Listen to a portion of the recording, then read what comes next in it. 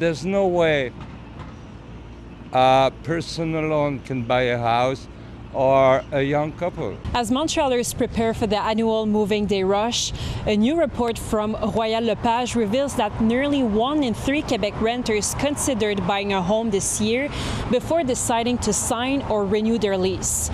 Of those, 37% said they are waiting for property prices to drop, while 27% are hoping for lower interest rates. If I decided to stay in Montreal, that would be the number one reason.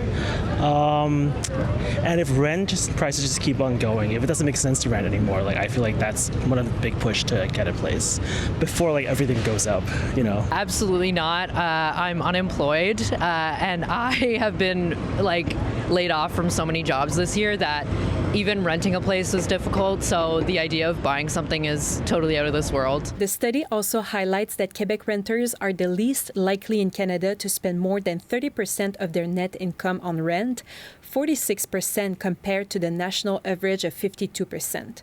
But housing advocacy group Frappru says those comparisons can be misleading.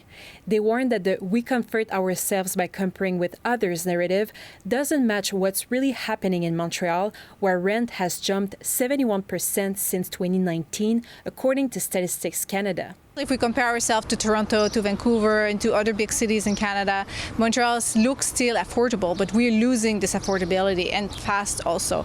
When you look at some neighborhoods, in 1 year only was increase of 20% increase in 1 year only. Even affording a single room in a shared apartment is becoming harder for Emily Shaw. When I moved to Montreal initially, I was paying $575 for a 3-bedroom, and that doesn't include utilities. And so now I'm moving into a 4-bedroom in the Mile End, and that's, again, 4 bedrooms without many utilities, and that's $745 or something.